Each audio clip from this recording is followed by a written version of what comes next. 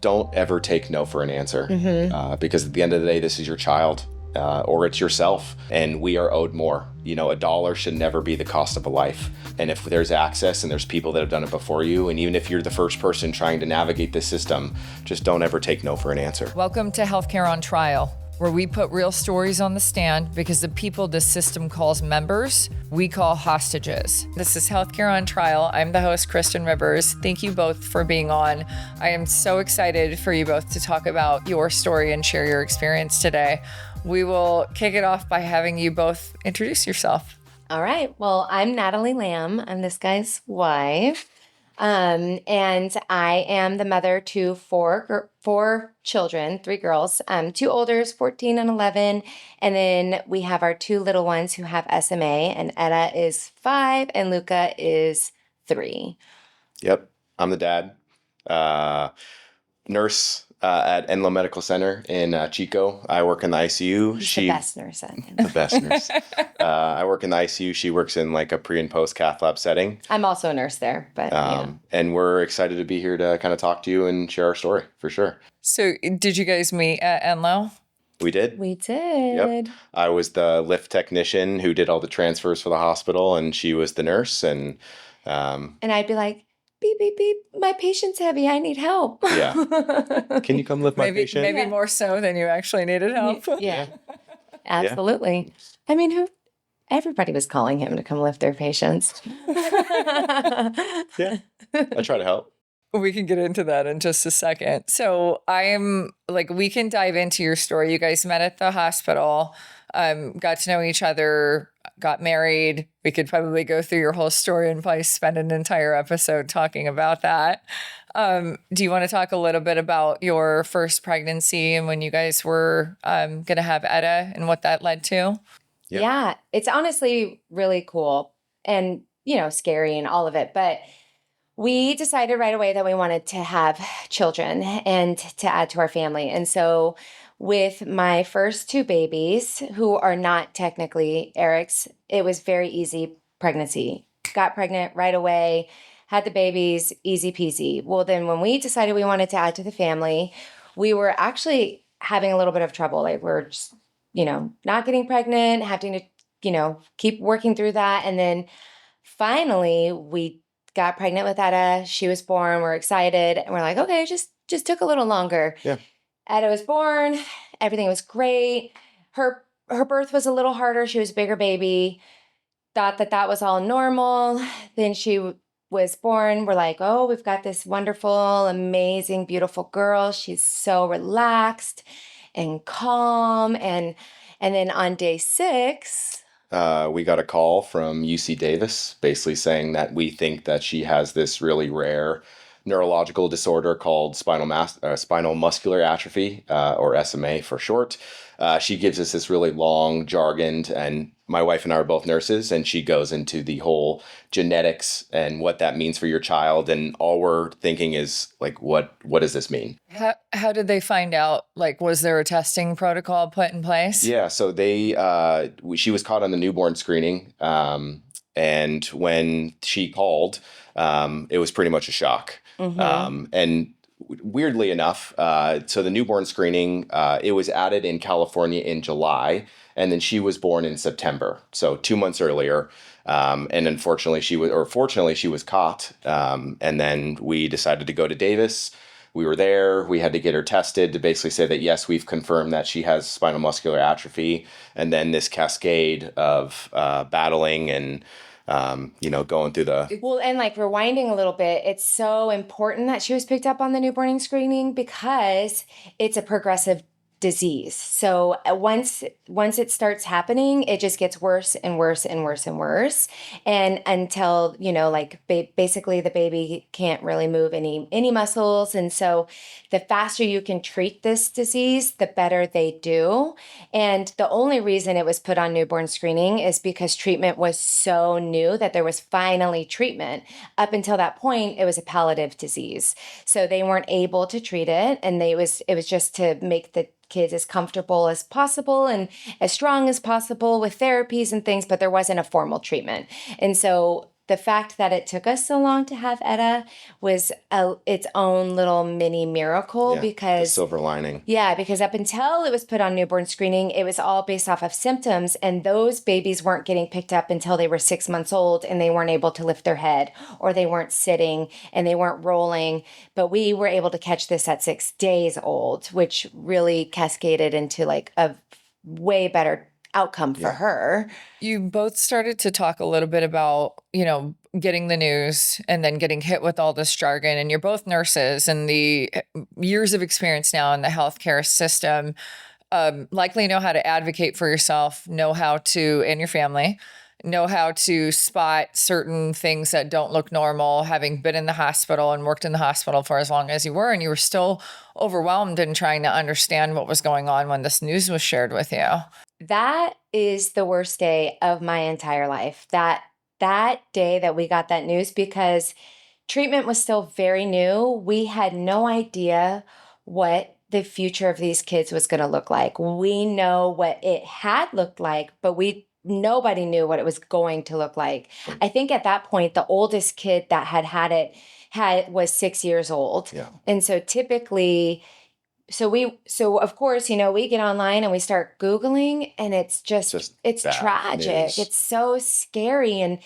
And I mean, this is a little bit off subject. I've learned that what looks tragic to us is honestly a beautiful, wonderful life that these kids and people have lived. And that's a whole different story. But as a new parent who has ideas for your child, we were like, oh no, what we had no idea what to expect. All we thought was we were going to lose our baby, our little baby girl. Yeah. Yeah. It's tough. Yeah. Can't imagine how devastating that type of news can be. What did you guys do as like the first steps? First is trying to understand, right? So, part of talking to you both about this is you went through a process of advocating for yourselves and your family and trying to figure out the best, decisions to make. At the time that you both were navigating it, it was very new. So what did you do when you guys got the news? You went down to Davis, you had Etta retested and knew that she was confirmed with SMA. Yeah. What happened then? Well, the next part was getting on the phone and trying to figure out how and what the treatment options were, because the doctor at Davis basically said you have one of two options. You have a medication called Spinraza, which is like a once a month intrathecal medication, so through the spine, or you have this new gene therapy that's out, that's a one-time IV infusion. So then we were on the phones trying to figure out through insurance of what the best plan was. Mm-hmm. Well, and we started reading night and day. I mean, we started reaching out to families and figuring out if we could find anybody who'd had any of these treatments. Because up until that point too, I'm like, I don't want my kid to have some random new medication. Like, what? Like, that is so scary. I don't know if that's the road I want to go down. And so then we're talking about, okay, well, what do we do if we don't get treatment? Do we do palliative? She's going to stop breathing here fairly soon because she's losing those muscles. Do we put a tube in her throat so she can breathe? What do we want to do? Like, how do we go about this? But fortunately, once we were deciding that we were going to do Zolgensma, it was kind of, we got access to the PAL, right? We got PAL for Zolgensma. Yep. And this was a person through the company that basically helped us through that process. It's a nurse. Which company? Was it your insurance carrier? Was it at the pharmaceutical company? The pharmaceutical company. Yeah. So both of the medications that our kids are on for their SMA have had a PAL of some sorts. I can't remember if Zolgensma calls their nurse advocate a PAL, or the way patient access liaison. Yeah, that's what it stands for. I don't know if that's what they call it. I know that's what Genentech calls their nurse advocate, but they're incredible. It is so, there wasn't anybody who helped me through the process more than those two advocates did, because they really walk you through it. They help connect you to other families. They get you into talking to the doctors. They really help manage. They're essentially a case manager. It's, the time that you all were going through this, I can't even imagine trying to navigate something that's a new cutting edge therapy that had just come to market. You are probably talking to your insurance company, and it's at the time an extremely expensive drug, probably upwards of 3 to 5 million at that point to receive it. I know the cost has gone down slightly since, but it's still at least 2.1 or 2.3 million Yeah. today. That's at least what they told us when Oh, we were they were going like, through oh, it. hey, by the way, it's the most expensive drug in the whole world. And that's how we were At the introduced to the, at the time. Yeah. So, immediately you're thinking, what is going to be the barrier to our child getting access to this? Do we even want her to take this therapy or to get this treatment, let alone are we going to be able to get it? Who's going to pay for it? Yeah. Can the hospital administer it because it's brand new? And who do we work with? Luckily, in this scenario, you guys eventually got connected with the patient access liaison at Genentech who helped you through the process because they are assigned to this specific therapy and drug. But how many days are like going by as you guys are trying to work through this? And how did your insurance company support you? Like, how did that process work for you guys? How'd you figure it out? Because you guys got to an outcome. Yeah. We had to fight. We really had to fight so hard. I think that it felt, and this is unfortunate. I felt like Etta's team at the facility she was at, they weren't taking it as seriously as it was for us because they take care of patients and they have to leave our children were a job to them. I also just don't think they were just as well equipped. They weren't. To be able to and they really hadn't taken on that many children to get treatment. I think one kid at that point in time had it Zolgensma, right? But that process of getting the medication and administering the medication was still very new. Yeah, they had no policy and procedure in place. They had no chain of command to go through. They were honestly sort of just winging it, and so we were on the phone fighting for it every day. And I'm making up lawyers that I had that I've never had a lawyer in my life. So I'm like, I'm gonna call. We got to figure this out because she's getting weaker. We're watching our daughter slowly and this was from rapidly get weaker. This was from day 6, where she was caught on newborn screening, to really, maybe the 9th where she was tested, and then maybe into the 11th, 12th where she came back positive. Days of to life. Then, okay, what is our treatment options? Okay, we're going with Zolgensma. Okay, now what are we going to do? Now it's who's going to be responsible for helping our daughter get this medication? So then it was, who do we need to talk to? And it was just a rigmarole of logistical trying to figure out, okay, who's the next person? Who do we need to talk to now? Because obviously at that point in time, it being one of the most expensive drugs, very difficult to say, especially with a new disease process, for one, the hospital to know that this is an efficacy, like its efficacy towards this child. Yeah. And it was so easy for me to sit back as just, a mom and think, well, why aren't we treating this like we do strokes and heart attacks? We have a T minus so many minutes to treat a stroke patient. Once they start showing signs of a disease, we have this much time to get them treatment. Why are we not doing that for these kids? And I mean, it's not like Etta was the first one to get treated. Like this is, it was happening. And unfortunately, we were the ones that were seeing our daughter deteriorate over day 6 to day 26 when she was finally dosed. And honestly, a little bit of gaslighting from the doctors. Oh, I don't know if she's really progressing that quickly. And it's like, well, I have it on video, like. What was the timeline? Were you aware that there's a timeline? Like the earlier you receive Zolgensma, you will have better outcomes down. Like, was there any data available at that time? At that time, I don't think we really fully understood. Yeah. Maybe we had an idea. Like, we're obviously nurses. We have an understanding of like neurons and cell death and those sorts of things. And watching your daughter just get weaker, what we are perceiving as weaker over time. And we understanding that there's a timeline and that clock is ticking. Yeah. And we feel like this is being dragged out. Right. Especially when we think this is just something that should just happen automatically. I know these are billion-dollar companies. Yeah. Like, at the end of the day, yes, $2.3 million is a lot of money, but I'm sure that's chump change in retrospect. And it's like, okay, well, it's Friday. We've got all the results and we'll see you again on Monday. We'll retouch base. And I'm like, what? Like, what kind of... Nobody's coming into the hospital with a heart attack and they're taking the weekend off. That's what it seemed like. A lot of the time when we were having these conversations, it was a Friday. And it was like, okay, we'll call you on Monday and we'll see where we're at. And it seemed like, especially when we had gotten, yes, we're going to get Zolgensma, the insurance company was actually the one that was going to agree to do it first. And then we were talking to Davis, and Davis was then dragging their feet, trying to figure out whether they were going to do the buy and bill versus how they were going to get access to that medication. And that's when we got the CFO's number, and we were able to kind of communicate with him and try to get it escalated to like, you guys need to help us out. Our daughter is suffering, and we, want to see her get help. Let's unpack that for a second. So you have the insurance company has approved covering the drug for you. Then the next step, and this is after how many phone calls over the course of X amount of days, weeks potentially at that point, and you guys are watching Etta slowly deteriorate, or even faster than the urgency around getting the drug.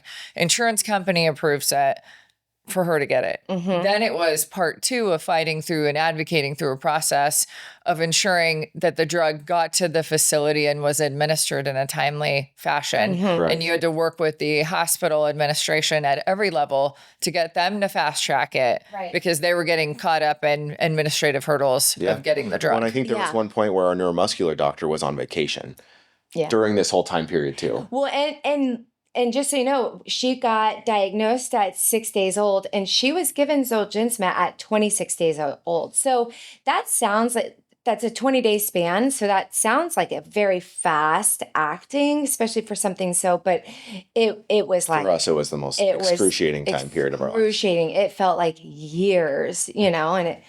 I can't even imagine that. And you've shared this before. You are, trying to enjoy time with your children and enjoy their infancy, and you were robbed of that experience. And we'll come back to it again, because I think the timing's important, because you also experienced this for a second time with Luca. And so what happened then? She got the therapy. She was in the hospital for a while. It was just actually a day. Yeah. It was not even, it was for a few hours. You just monitor for side effects and things? Yep. Yeah, I think the infusion was an hour. We were there a little bit before, and I think we monitored for an hour or two after, and then we literally put her in the car seat and we took her home. Took our $1 million baby home. Multi-million-dollar baby, yeah. And so did they share with you guys what to expect? Because without the therapy, the prognosis is very, very dire. Yeah, I had gotten to the point where I wasn't swaddling her anymore because she was not strong enough to breathe against the tight swaddle. So she wasn't being swaddled anymore because I didn't want her in her sleep to have to fight that hard to breathe. Yeah. Because this disease is progressive. Yeah. So it's, a lot of the time it can be presented as early as infancy, which in our case, it seemed like for our child, it was already known when she was born, as some kids can be maybe 6 months and they had, gained the ability to sit. I think Etta was and then now they have lost the ability to sit to now they can't breathe, now they can't eat, and they're getting tracheostomies, peg tubes, those sorts of things. For us, it was obviously caught early enough to the point that we could have got her treated. And our story is obviously a lot different than some of the other families with SMA, but every story is paving the way for treatment. Right, because it can be better. Like even for Etta, now Etta struggles because she was treated at the time that she had nerve damage, so she's in a wheelchair. She can't transfer to the toilet. She can't transfer in and out of a chair. She can't get from a sitting position to standing, so she's got a lot of stuff that she's going to have to deal with for the rest of her life. Whereas fast forward, we changed things a lot for our son, and we really fought for him because we had some experience now, and he's walking and running and climbing, and he has the same exact type. And so SMA is typed. There's a type 1, type 2, type 3. Type 1 is the most severe form. Type 0 is the most severe form, and that's very rare, but type 1 is the most common. Most don't make it to infancy with type 0. But type 1 was, most children don't live past the age of 2. And so they were both type 1s, and this is how differently they've presented in their lives, that it really was like Etta paved the way. She paved the way, yeah.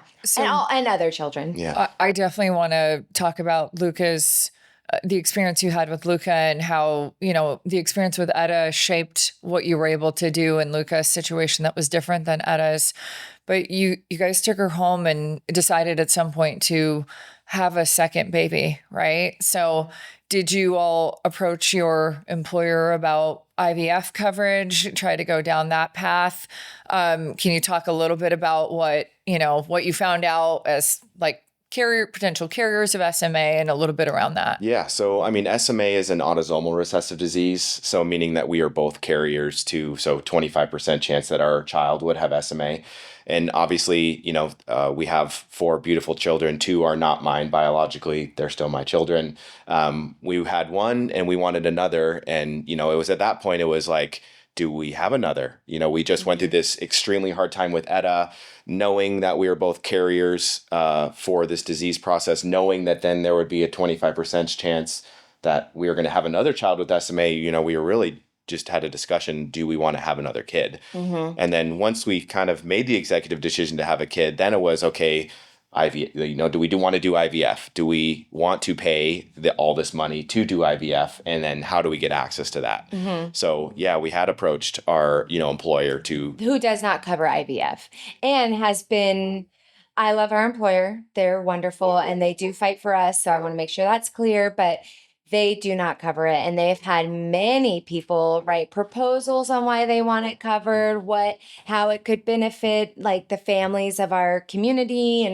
And so at the time, and I'm still sure we still don't cover. I mean, I haven't heard anybody getting IVF through. But we still were like, hey, listen, we can do IVF $10,000, $15,000, or we can have a baby and potentially have to have a $2.3 million treatment on top of everything else that they will have to have through the course of their lifetime. Wheelchairs, braces, hospitalization, scoliosis. Like Etta has scoliosis. We're going to have surgery for that. We do Q6, x-rays. We have brace appointments and physical therapy and occupational therapy and seeing pulmonologists and seeing neuromuscular doctors, which costs money. It is astounding because we talk from like my lens, we talk a lot about employer sponsored coverage and using your benefits as an retention tool and creating loyalty amongst your employees. And from your standpoint, if your employer had been able to say, I'm going to make an exception, maybe they were fully insured at the time and they didn't have the ability to make an approval to say, yes, we don't pay for IVF coverage today. If we had the ability to, we would support you, but they couldn't in that scenario, right? And think about how they would have changed your lives had you been able to have an employer say, yes, we're going to support you. We're going to cover IVF. We're going to pay, let's call it 50 to 60 grand. Maybe it'd take a few tries to isolate an embryo that didn't have SMA. And we're going to support you in that. And we're going to have this life-changing, benefit for you to reduce this stress for the rest of your life. But they unfortunately didn't cover it, and you guys had to kind of roll the dice to see what would happen, and got pregnant again. And Luca had SMA. Yeah, and I mean, we felt like it was really important for Etta to not feel alone too. So like we wanted her to have a sibling that was in her age group, and we felt like we were like, okay, this is the choice we're making. We want her to know that SMA, although it's hard, and as a mom, I want more for her. She is still so important in this life, and like she adds to our society. She makes this world better, and that's not enough for me to not have a baby, not to go through the hard part, not to fight for this next baby, because they're worth it. Like and they are 100% especially because we have treatments. Yeah. We had options. Yeah. If there were no options, that would have been a much different story. Mm-hmm. But fortunately for us, silver lining for the whole thing, we were born at a time where we had multiple options, not just one. And for pharmaceuticals. And just having gone through it, it made it a lot easier because we knew how to navigate the system. And, just having known that there was a 25% chance that Luca was going to have this, we tested her in uterine to be able to find out that way earlier. So we had got the diagnosis, at least through uterine testing, way earlier on. CBS testing, yeah. Yeah, so we can basically figure that out. So when you guys found out and you confirmed, how was the process different this time? What did you guys do differently, knowing going into it in anticipation of him being born? What did you guys do differently? Our first step was we changed facilities. We went to a center of excellence for SMA, particularly, which was really helpful because they just had a bigger team and a bigger group of people that they'd done it more. They had treated more kids. It was just a better, but we now are driving, instead of an hour and a half to get treatment, we're now driving 4.5 hours every single time to go have our kids see the doctors. Evaluated. That was our first step. And then the second step was I got myself a little handy dandy notebook and I started taking notes of every person I talked to. I made sure I learned that the process of the hospital, because the hospital has their own process. I spoke to their nurse 100 billion times who runs the approvals and the prior auths. And I found out who was in charge of their financial aspect of how to get that approved. I went through our insurance company. I started to work up the ranks because nobody's going to approve this medication who's an entry level. This is going to get pushed to the manager, and then the manager's pushing it up and it's getting pushed up. So I'm just like, we're not going to take all the time we need to go through all these people. I'm telling you right now, you're not going to approve it. I already know from experience, you won't have the ability to prove this. You might as well just bunt this right up to your person. And so we started really talking, and I was on the phone with people every single day. And Sounds like 6 full-time jobs. 100%. It was a full-time job. And then I had my pal from the Zolgensma, because we hadn't done Genentech with Evrysdi yet for Luca.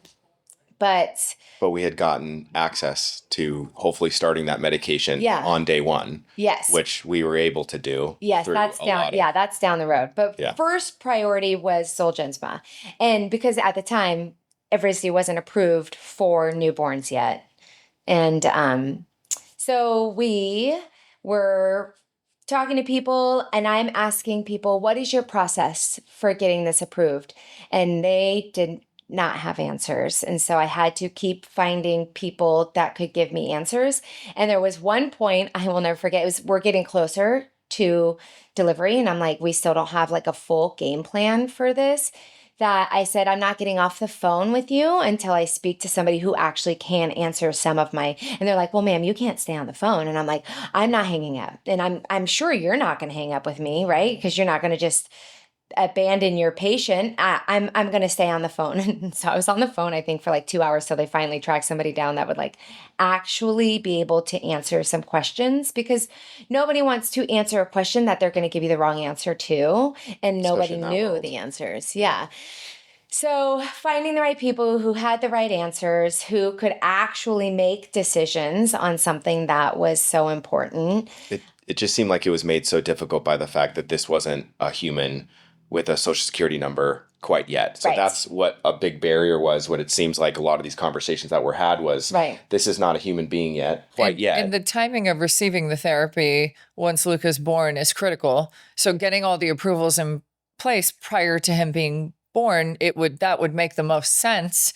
Right. And no one else had that sense of urgency. So how did you guys get them past that? Yeah, well, we have a group of friends that we have of people who have medically fragile children, community. And so I started asking around, and I'm like, why are we being held up? Why won't they start the approval process? And everyone kept saying they don't have a social security number yet. And then I have a friend whose daughter has a heart disease and had to have surgery right after being born. And she's like, well, they used my social security number to start getting approvals underway because we knew she was going to be born this way. And I'm like, ding, ding, ding. Like, why aren't we doing that? Like, let's do that. And so they listened to me. They're like, okay, yeah, we'll put your social security number in. We'll start the approval process under you. And knowing it wouldn't be approved until he was born and had a social security number. So we still had to do that. Because he also still had a confirmatory diagnosis. Right. So there's a lot of labs that still need to be pended on day one to be able to purchase this drug. And we had to send off a bunch of labs. But they at least opened the file. Yeah. They at least opened it up. They at least started getting it set. They had A, B, C, all of their documents that they have to have in place for approval ready to go rather than waiting. And that took months to do. This was not a fast process. And that's why after we had gotten the Zolgensma basically confirmatory as far as we could, that's when we decided to talk about the other medication and see if we could get that kind of streamlined to get access because it hadn't been given to infants before because it hadn't been FDA approved. FDA approved. And then fortunately for us, it was like a month, maybe a month and a half prior to Luca being born. Oh, no, it was weeks. It was weeks? Yeah, Okay. it was like, it was fast. We're getting ready. And I remember we're going down and all of a sudden they're like, I see it on my news feed.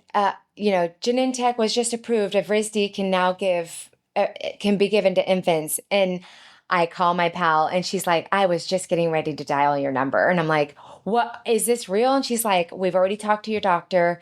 We know that Luca's coming. We're going to get him this medication. And they were incredible. Yeah, I will forever give all my gratitude to Genentech because the way that they had it set up, they wanted to get those kids, and they had a really good working relationship with Stanford, and that's who we were going with at the time. So they were like, okay, we got this. And Luca got this medication that's brand new, extremely expensive, within 5 hours of life. And it was like, I felt like we should have like news cameras there and like, look at this baby, he's getting this and he's like going to pave the way for all these other kids. And it was so, so amazing. It's what you guys are describing, what you went through for months, trying to get the approvals, going through the process, accessing your community to hear what other people have done, making suggestions to the insurance company and likely the hospital on how to even start a file on Luca to get things going. Like, this creates a blueprint for other families to help them through the process so that they can ensure that their kids can get treatment. And there's so much talk within the healthcare space on be proactive about your health, avoid medications, like how do you manage your life, your diet, exercise, lifestyle to avoid medications. But these are life-changing therapies. Mm-hmm. And the timing of when they get it is so critical. And there's so much red tape and barriers in the way. Like, you both are fighting for your children's lives. Nurses by trade, understand the healthcare system, and you had challenges advocating through the process. And you have given so many good tips on what questions to ask. Keep your notebook. Write down people's names. If it's a very expensive drug, you have to escalate within the process. You have to make suggestions to the insurance company and others on how to proceed with the file, because they're like, we're going to work within our box, and my protocol tells me like there's no social security number, I can't do anything. Yeah. Well, and think of it differently. Yeah.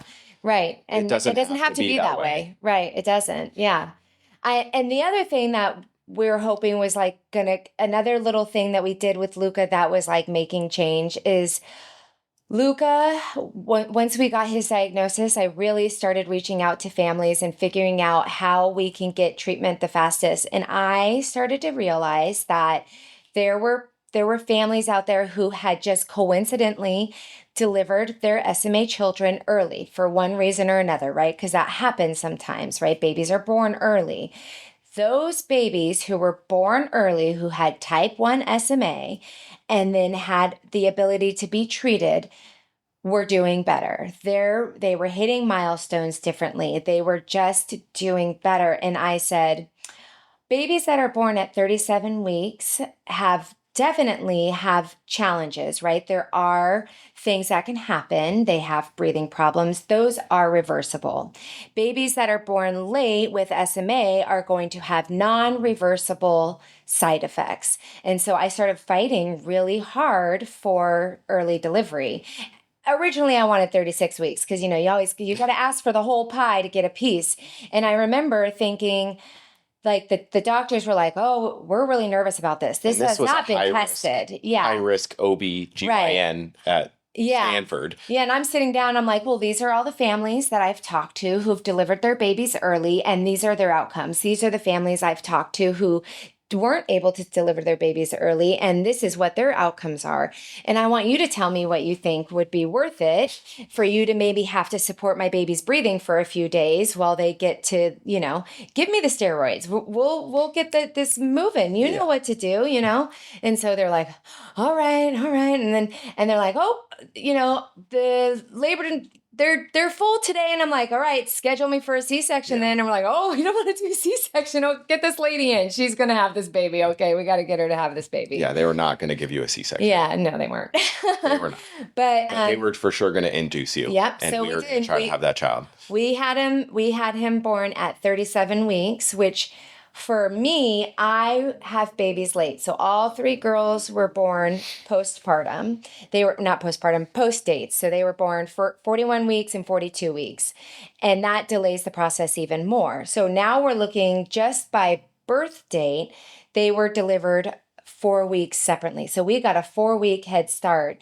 And then we were able to get him Zolgensma at 8 days old compared to 26 days old. So his outcome is just so astronomically different. And who knows if we would have done that for Etta. Yeah. If Etta would have been a month earlier. Yeah. What would have been like for her? Yeah. So the progression of SMA, it starts happening even before the baby's born, right? So you have to, like, the earlier you're receiving the drug, the gene therapy, the better it is for their outcomes down the line. And they're definitely finding that now too. Like, that's for sure becoming. So hopefully these things that we've been paving the way for are going to become new standards. They're definitely talking about it. They're talking about it. There's some doctors who fight for it. There's some doctors suggesting it. It's just a matter of like how they can also protect themselves too, which is understandable. They can't just go, living on the wild west, And we're not naive. We're not naive to this situation. Yeah. This is a new science. This is like a fast evolving, situation. Right. So, every step is just furthering it on. But your research, if you will, in talking to other families and finding out their outcomes, having had their babies earlier versus later, receiving the gene therapy earlier in that progression as their babies are developing, it's pretty profound that, the data you collected and you forced a decision, we'll call it a decision to have a different path. It's so important because no one's going to fight for this as strongly as you all did. Right. And it's commendable because now they're looking at that research and now the outcomes for other families may be different. I know you shared earlier about like a mother that wrote a letter about her child. Like, I don't know if that's something you want to talk about. Yeah, I feel real bad. I wish I would have looked her name up ahead of time. I don't have her name, but it was a letter talking about the experience that she had when she put her daughter into these trials, and their baby went into the trial and it got the placebo. And this is for Zolgensma. So when it was first in trial, you have to have that placebo group. And she goes on to talk about how right away she knows that her baby, it has the placebo. And that is just, what do? You can't change that outcome. And she just saw her baby getting weaker. And she was just the most bravest woman I think I've ever read about, because she stuck it out and she was there with her baby every step of the way. But she and her baby fought, and there's lab draws, testing, scans. Like, it's not fun for these babies. These babies are getting poked and prodded and looked at, and they're under a microscope, and her baby's doing this even though she has the placebo. And it's like, they have seen how awful this is, and they don't want other families to have to go through that. And they led the way for us, and we don't want other families to have to go through what we went through by fighting these insurance companies to listen to the doctors, and the doctors to have to talk to the financial people, and the financial people to go on their, to go out for the weekend and forget that this is what's sitting on their desk. And we don't want that to have to be. We want this to now be treated like a stroke. We wanted to, Or a you heart know, attack. at some point, you sense know. of urgency that is appropriate for the situation and not be a number and a data point on a piece of paper that they're going to come back to on Monday, but actually a name and a person that they need to care about and treat with the level of urgency. And just like a heart attack, you know, time to balloon, or for stroke, time to CT, to thrombectomy or TPA or whatever. It's like every day that our daughter is not getting that medication, she's getting weaker and weaker and weaker. And we're watching it in real time, which is devastating. And, you know, when we had first learned about the diagnosis, you know, I work in the ICU. I take care of lots of people that are very sick, you know, comfort care, hospice, or constant conversations. And, you know, we knew pretty early on that we don't know what we would have done, but we didn't want our daughter to suffer. We don't want her knew to that. suffer. Yeah. And we knew we were going to have to make a hard decision, especially because a lot of these families were losing their kids. It was, you know, mostly fatal, 90% before 2. And when you get that diagnosis and that doctor's having that conversation with you over the phone and your mind is kind of just gone blank. And at that point, I'm just a new dad who has just brought his baby home. And now I'm being told by this person who I've never met over the phone that I may lose my daughter. So it's pretty heavy. Trying to make rational decisions in that state of mind is really difficult. Yeah. Yeah.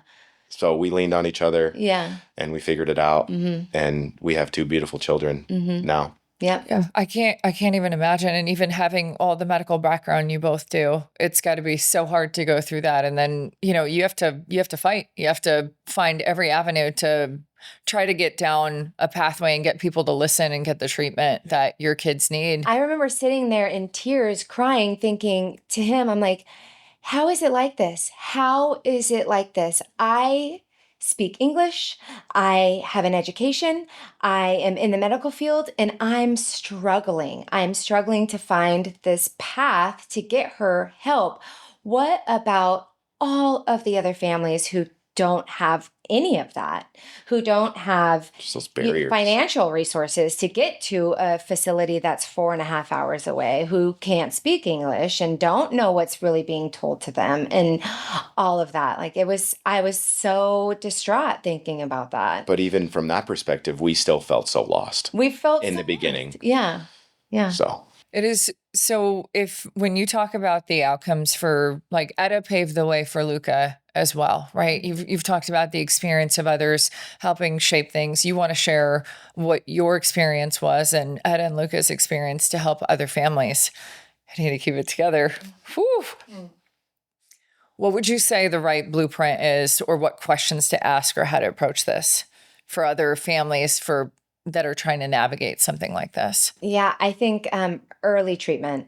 It is like the biggest buzzword for these kids. It's early treatment and fast newborn screening. Newborn You know, screening. if you're afraid to newborn screen your children, just do it. And some people skip it. Some people skip newborn screening. And, you know, at our hospital, Etta's name always comes up for newborn screening, because we have families that come into the hospital that are afraid for one reason or another, whether they think that the government is going to have their baby's blood and run weird tests or whatever. But I mean, single-handedly, newborn screening was what saved Etta's life and Luca's life, for that matter. So the newborn screening and the early detection with early treatment, it's not a cure, but it seems like, you know, Etta is going to have a full life because of what all of we did for her. And all of the people who came before us. And the scientists. And that mom who wrote the letter. Funding these drugs. And, like, I mean, You guys leaned on your community. You fought, you advocated for both of them. And even though they both had slightly different outcomes just based on where treatments were when each was born, like, you applied critical thinking to the situation as best you could, and as scared as you both probably were in going through that process and trying to think through what is the best option right now, doing your research. Like, I can't even imagine the amount of time you all spent trying to figure out what the best path would be and making the best decisions you could in the moment. yeah. I mean, and I would also just say, just be your own advocate. Like, especially in the ICU setting, in the cath lab setting, a lot of patients don't even know how to advocate for themselves. So like just learning or don't even want to sometimes. Doing your own research and just really just putting your foot on the gas and just doing everything you have to do to be able to help your child or yourself or your sibling or your dad or your mom. I mean, we're so lucky to have the resource to be able to do research. You know, like we can look things up and we really can educate ourselves. I mean, we will never be doctors. Well, we're at a day and And age we where definitely- you can. We Yeah, have literally we're all very the access lucky, in the yeah. world to be able to do your own research. We can't be doctors, but and maybe you are very smart, but I need my doctors. We need doctors. Yeah. 100%. There, and now with like the age of AI, information's more democratized than maybe what you guys went through with Etta. And, you know, I think what you all went through, it's pretty crazy. Like when you look back, like that was probably two of the hardest situations you've ever had to navigate through. And to be able to share your story to help others is an amazing thing. There's still at the end of all this, like you guys are a family and you had insurance, you have medical background, you're going through this process and you're trying to figure this out. There's people who don't have insurance coverage, right? They don't have resources and people to lean on. Yes, they can likely lean on community and do research today and get access to information. And the other side of this too is we talked a little bit about this earlier before we sat down around what your plan was. From what you all had described to me, you were likely on a fully insured plan at the time that Etta was born. And now your employer has progressed to a self-funded plan. It's actually what we call unbundled in our side of the industry. It has the pharmacy benefits broken out. They have a specialty drug program attached to it to really help break those components out. I can't even imagine, like from the financial side, the renewals and the things they went through that led them down the path of setting up the benefits in a way where it actually matters to you all as people in a family who are on the plan. We look at this from a financial lens on my side, from like, okay, this claimant costs X. How do we source the medication? What programs are available to help people go through it? But listening to you all describe the experience, it could have been very different if your employer had IVF coverage or they were self-funded at the time and they were able to opt to support you guys through that process during that point in time. And let's call it 50 grand instead of the amount of money spent on the gene therapy and then the ongoing care that both Etta and Luca have to continue to receive. I'm assuming it's a little bit different for them both based on when they received the therapies and what therapies they were on, but can you talk a little bit about what that looks like today? Yeah, so I mean, typically appointments at Stanford are once every 6 months, where we see the entire neuromuscular team. That usually involves physical therapy, occupational therapy. We see speech therapists, and then we have pulmonology come. They've both been cleared by cardiology as well, but that may also potentially be down their road. Yeah. Yeah. So Luca's kind of been cleared, for most of the things. He has a little bit of weaknesses and things like that. But if you looked at him from an outside perspective, you've seen him run around, normal looking child, what we call normal. Typical. Neurotypical. Yeah. But with Etta, obviously, is a little bit more difficult. So she requires a little bit more care, much, just dainty. Yeah. Etta's looking at a future of her scoliosis. I'm not sure if you've seen what a scoliosis surgery is for a young child. It is extremely invasive. It gets attached to your hips and your spines, and you have rods, and sometimes you have to release tendons, and it's like this for these young kids. So she has to do that. Then she's in a wheelchair. So she has to be safe at school. She has to find an aide that is IEPs. safe enough, IEPs, one-to-one aides who can be strong enough to help support her from a stand to pivot to the toilet. And there's always the risk of slipping through the hands. She literally just fell on us last night before coming here and bonked her head, and she doesn't have protective reflexes. Like, she doesn't have those. That's part of this disease. So when she falls, she can't catch herself. So she's just straight header to the ground. And so she will always be a safety risk, and she needs to have all these things that are always going to have to be people that she has to lean on. And she's this like bright, energetic, brilliant girl who just wants to do it all on her own, and she's having to learn as a 5-year-old what she can and can't do, and that's really hard for a 5-year-old to do. She wants to do it all. Yeah. And she's got helicopter mom there.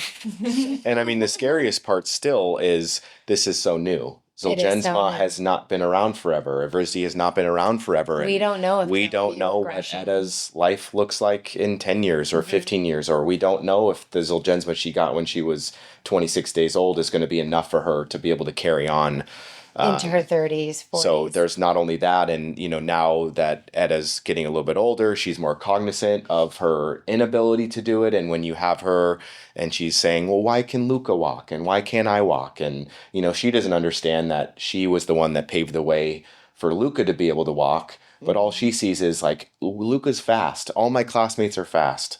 And she's the one sitting there in the wheelchair, doing the best she can.